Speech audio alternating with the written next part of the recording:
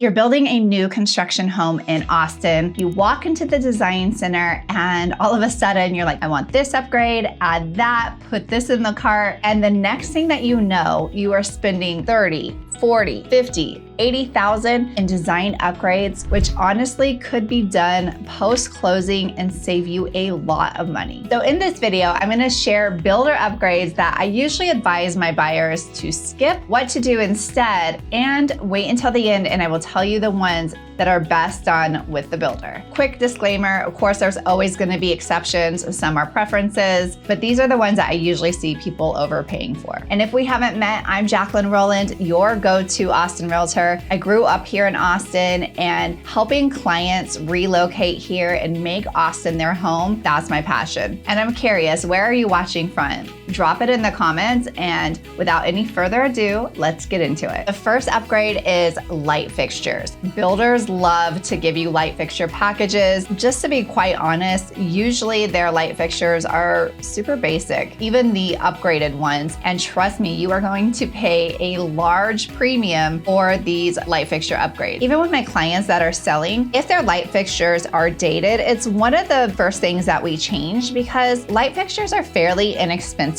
They can make a massive difference in the atmosphere, just an overall look of a room, and it's fairly simple and inexpensive to change. So what I would suggest is do not go with the builder's upgrade. Wait until after closing. That way you can customize it to your taste and you can really just get a handyman in there. It's as simple as that to get your light fixtures changed, but to actually get what you really want. One of the exceptions I might make with the builder is if you want extra recessed lighting, go ahead and have them put that in. That way it's pre-wired. So if you want to change it out, it's easy peasy. The second upgrade I would skip is hardware for your cabinets or cabinet pulls. This is ridiculously expensive with the builders. And again, this is just one of those things. It's inexpensive. It's easy to do. You can have a handyman come in and do it. And that way you can really customize it to what you want. A lot of times, depending on how custom the builder is, they'll have the same hardware for every cabinet, meaning the kitchen and the bathrooms. So if you don't want everything to be the same first and you don't want to pay a premium for something as simple as putting in some hardware, then I would definitely wait to do this until after closing. Now, one thing you can ask the builder for, sometimes they're nice enough to install the hardware that you purchased. Worst they can do is say no, but if you can go purchase what you want and just have the builder put it in or a handyman after closing, that would be the way to go. The third upgrade is smart home packages or security bundles. Now, if it's included in the base price, fine, take it. But if it's not, technology changes all the time. So you don't want to pay for something that's just going to be outdated and that you're going to have to replace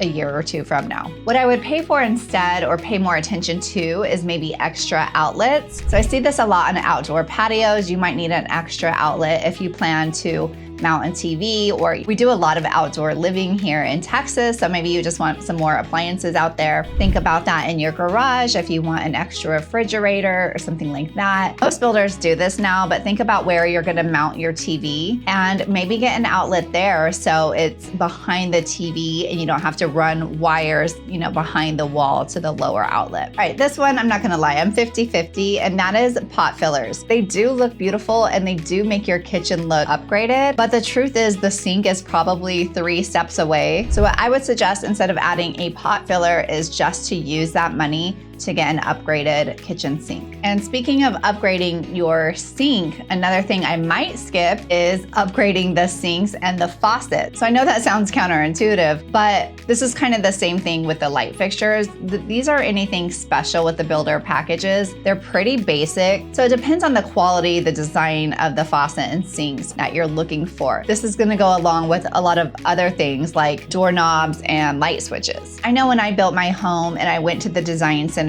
this is just how I shop in general, is I will put everything I want in the cart and then I'll start weeding out things depending on, where they are in that list. And one thing that I did have in the cart were doorknobs. And when I saw the price just changed the doorknobs, that was an immediate no and definitely taken off of my list. It was ridiculously expensive and it was such an easy change to do post-closing. Another upgrade I would think about is designer paint. Now, this is going to depend. If you think you're gonna leave your house all one color, then it might be worth getting that upgrade so you have good quality paint. But if you're planning on doing things like adding molding or accent walls, I would probably skip it. Paint is fairly inexpensive overall, and it's highly likely that that upgrade is just not going to be worth it. And the last item that I would double think about getting is custom built-ins with the builder. Now, I know I love a good built-in. I love storage, and I know they look great in the model home, but these can run you a hefty price. So just make sure, unless you know exactly what you're gonna use it for, maybe wait until after closing and instead just buy a beautiful piece of furniture or have somebody local come in and do the build-in for you later so you can get exactly what you want. Now, if you want it to match exactly and you don't feel like you're getting bamboozled on the price, we'll throw it in there. Now that we've talked about what not to upgrade or to at least think twice about, here are the things I would definitely not skip with the builder. The first is structural layout. If you want to extend your bedroom or add a larger covered patio or an extra bathroom or convert a bedroom, whatever you want in your home structurally,